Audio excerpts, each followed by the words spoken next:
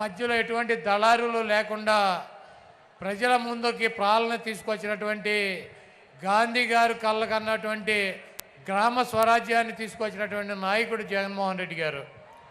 అదేవిధంగా స్కూలు పిల్లలకి వాళ్ళకు కావాల్సినటువంటి ఇంగ్లీష్ మీడియం విద్య, వాళ్ళకు కావాల్సినటువంటి బట్టలు, పుస్తకాలు, తిండి అన్నీ కూడా ఒక తండ్రి స్థానంలో చూసినటువంటి వ్యక్తి జగన్మోహన్ రెడ్డి గారు.